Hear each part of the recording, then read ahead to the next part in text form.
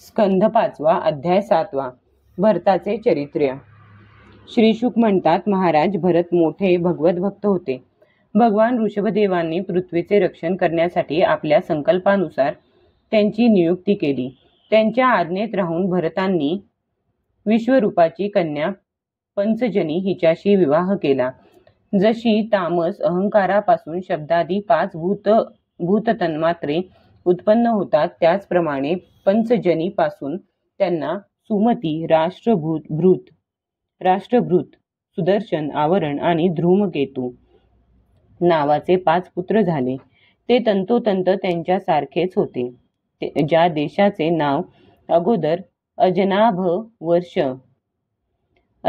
वर्ष होते, त्याच या देशाला भरताच्या वेळेपासून भारतवर्ष म्हणतात. महाराज भरत बहुश्रुत होते. आपल्या पूर्वजांप्रमाणे स्वधर्माने वागून ते आपापल्या कर्तव्यात तत्पर असलेल्या प्रजेचे अत्यंत प्रेमाने पालन करू लागले. त्यांनी होता अर्ध्वर्यू, उद्गाता आणि ब्रह्मा या 4 ऋत्विजांच्या द्वारा केले जाणारे प्रकृती आणि विकृती असे 2 प्रकारचे अग्निहोत्र, दर्श, पूर्णमास, चातुर्मास्य, पशु आणि सोम असे लहान मोठे यज्ञ योग्य वेळी श्रद्धापूर्वक करून यज्ञ आणि क्रतुरूप श्री भगवंतांचे पूजन केले. अशा प्रकारे अंग आणि क्रियांसह भिन्न भिन्न यज्ञांच्या अनुष्ठानांच्या वेळी जेव्हा अर्ध्वर्यू आहुती देण्यासाठी हवी हातात घेत असत, तेव्हा यजमान भरत त्या यज्ञकर्माने होणाऱ्या पुण्यरूप फळाला यज्ञपुरुष भगवान वासुदेवांना अर्पण करीत. वास्तविक ते परब्रह्मच इंद्रादी सर्व देवतांचे प्रकाशक, मंत्रांचे अर्थस्वरूप आणि त्या देवतांचे सुद्धा नियंत्रक असल्या कारणाने मुख्य कर्ता आणि प्रधान देव आहे. अशा प्रकारे आपल्या भगव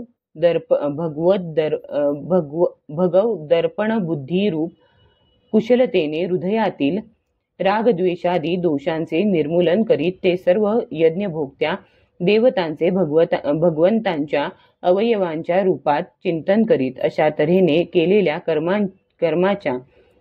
कर्माच्या भगव दर्पणाने त्यांचे अंतःकरण शुद्ध झाले. तेव्हा त्यांना अंतर्यामी रूपाने हृदयाकाशातच अभिव्यक्त होणाऱ्या ब्रह्मस्वरूप महापुरुषांच्या आकाराने युक्त तसेच श्रीवत्स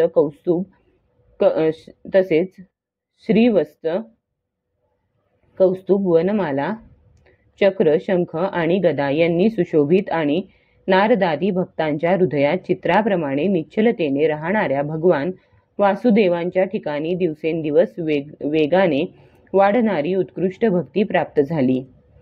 अशा प्रकारे 1 कोटी वर्षांनी राज्य भोगाचे आपले प्रारब्ध क्षीण झाले आहे असे जाणून त्यांनी आपण भोगलेली वंशपरंपरागत संपत्ती पुत्रांना योग्य तऱ्हेने वाटून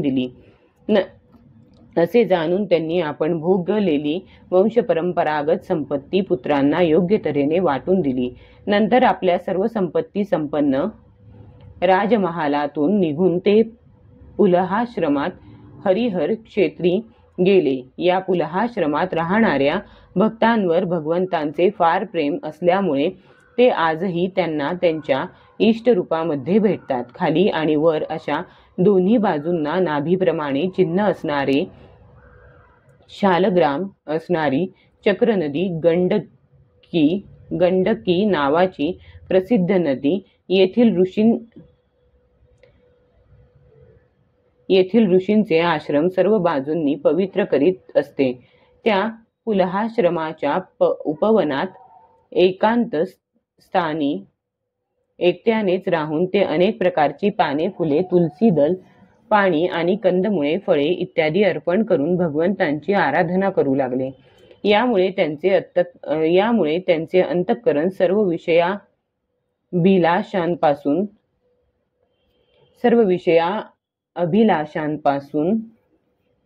परावृत्त होऊन शांत झाले आणि त्यांना परमानंद प्राप्त झाला.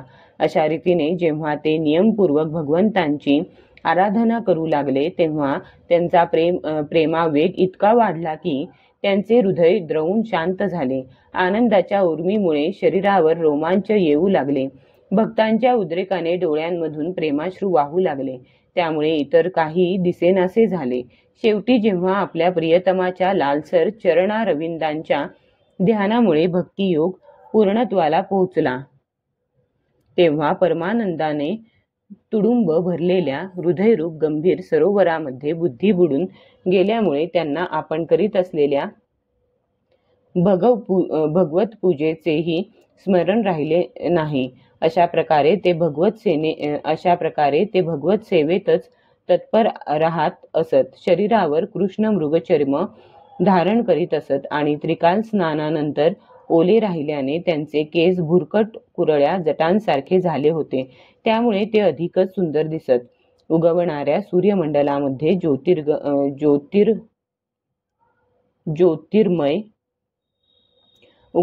सूर्यमंडलामध्ये ज्योतिर्मय परमपुरुष भगवान नारायणांची ते सूर्यासंबंधी ऋचांनी आराधना करीत व म्हणत असत. भगवान सूर्यांचे कर्मफलदायक तेज प्रकृतीच्याही पलीकडचे आहे. त्यांनीच संकल्पाने या जगाची उत्पत्ती केली आहे. नंतर तेच अंतर्यामी रूपाने प्रविष्ट होऊन आपल्या चितशक्तीने विषयलोलूप जीवांचे रक्षण करतात. आम्ही त्या बुद्धिप्रवर्तक तेजाला शरण आहोत. अध्याय 7 समाप्त.